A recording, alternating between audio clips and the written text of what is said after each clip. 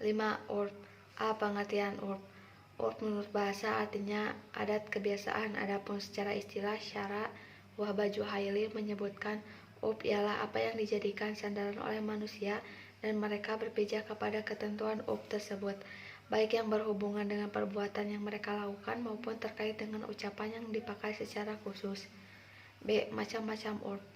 Dalam praktiknya, ulama usul membagi urf menjadi dua macam, yaitu satu, dilihat dari segi sifatnya, maka urf itu dibedakan menjadi dua macam. Yang ke satu, urf amali, yaitu urf yang didasarkan kepada praktik atau perbuatan yang berlaku dalam masyarakat secara terus-menerus. Yang kedua, urf kuali atau disebut juga urf lafzi, yaitu kebiasaan masyarakat dalam menggunakan lafal atau ungkapan dan ucapan tertentu. Yang kedua, dilihat dari segi wujudnya, maka urf dapat dibedakan kepada dua macam, yaitu yang ke satu, urf sholih, yaitu baik, yang telah diterima oleh masyarakat secara luas, dibenarkan oleh pertimbangan akal sehat, membawa kebaikan dan kemaslahatan, menolak kerusakan dan tidak menyalahi ketentuan nas Al-Quran dan As-Sunnah.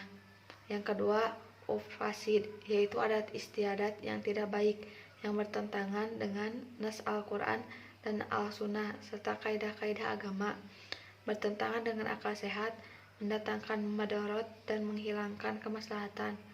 C. Kuzuzah urf. Yang ke satu, ulama usul sepakat bahwa urf yang sholih dapat dijadikan hujah dan sarana dalam menetapkan hukum syara. Yang kedua, urf fasid tidak dapat dijadikan hujah. Saju jariah terdiri dari dua suku kata, yaitu sa dan juj. Menurut bahasa, sad mempunyai arti menutup dan jariah jalan, maka saju jariah artinya menutup jalan menuju kemaksiatan. Adapun menurut istilah, saju jariah adalah menutup jalan atau mencegah hal-hal yang bisa membawa kita terjadinya kerusakan. B. Pengelompokan saju jariah dengan memandang kepada akibat atau dampak yang ditimbulkan. Ibnu Qayyim membagi jariah menjadi 4, yaitu A. Jariah yang memandang dasarnya membawa kerusakan seperti minum minuman keras, berzina. B. Jariah yang ditentukan untuk yang mubah namun diajukan untuk berbuat yang merusak, baik dengan sengaja seperti nikah, muhalil, atau tidak sengaja seperti mencaci. C. Jariah yang semula ditentukan mubah, tidak untuk kerusakan, namun biasanya sampai juga kerusakan yang mana itu lebih besar dari kebaikannya, seperti berhiasnya seorang perempuan yang baru saja suaminya meninggal dalam masa iddah. D. Jariah yang semula ditentukan untuk mubah namun terkadang membawa kepada kerusakan, sedangkan kerusakannya lebih dibanding kebaikannya. Contoh dalam hal ini melihat wajah perempuan saat dipinang. 3. Ulama yang menerima dan menolak saju jariah sebagai sumber hukum. A. Menurut Imam Maliki, saju jariah dapat menjadi sumber hukum, artinya perkara yang mubah itu dapat dilarang. B. Menurut Imam Abu Hanafi dan Imam Syafi'i, saju jariah tidak dapat dijadikan sumber hukum karena sesuatu yang menurut hukum asalnya mubah. Syar'u man qablana. Syar'u man qablana mempunyai arti menurut bahasa berasal dari kata syar'u atau syir'ah yang artinya sebuah aliran air atau sebuah agama atau hukum syariat, dan qablana artinya sebelum Islam.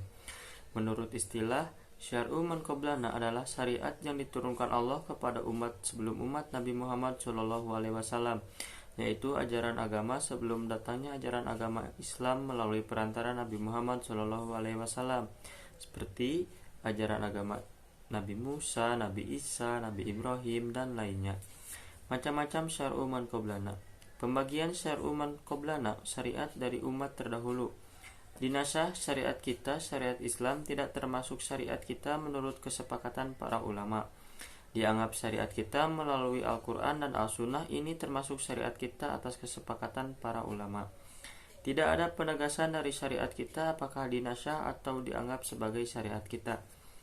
Kehujjah syar'u man qablana, sebagian ulama seperti Imam Abu Hanifah, Imam Maliki, Imam Syafi'i, dan Imam Ahmad bin Hambal menyatakan bahwa hukum-hukum yang disebutkan dalam Al-Quran dan Al-Sunnah meskipun objeknya tidak untuk Nabi Muhammad, selama tidak ada penjelasan tentang nasyah, maka berlaku pula untuk umat Nabi Muhammad SAW. Mazhab sahabi. Mazhab sahabi menurut bahasa ialah pendapat sahabat Rasulullah tentang suatu kasus di mana hukumnya tidak dijelaskan secara tegas dalam Al-Quran dan Sunnah. Definisi sahabat menurut ahli hadis, sahabat adalah setiap muslim yang melihat Rasulullah walau sesaat. Menurut Sa'id bin Al-Masib, sahabat adalah orang yang tinggal bersama Nabi Muhammad. Menurut Al-Zahid, sahabat adalah orang yang berkumpul bersama Rasulullah dalam waktu yang cukup lama serta menimba ilmu dari Rasulullah. Sedangkan menurut Ibnu Jabir, sahabat adalah setiap muslim yang bertemu Rasulullah, beriman kepadanya, dan meninggal dalam keadaan Islam. Contohnya Umar bin Khattab, Abdullah bin Mas'ud, Zaid bin Sabit, dan Abdullah bin Umar. Macam-macam mazhab sahabi. 1. Perkataan sahabat terhadap hal-hal yang tidak termasuk objek ijtihad. 2. Perkataan sahabat yang disepakati oleh sahabat yang lain. 3. Perkataan sahabat yang tersebar di antara para sahabat yang lainnya dan tidak diketahui ada sahabat yang mengingkarinya atau menolaknya. Kehujahan mazhab sahabi. 1. Mengatakan bahwa mazhab sahabi atau qaulus sahabi dapat menjadi hujah. 2. Bahwa mazhab sahabi atau qaulus sahabi secara mutlak tidak dapat menjadi hujah dasar hukum.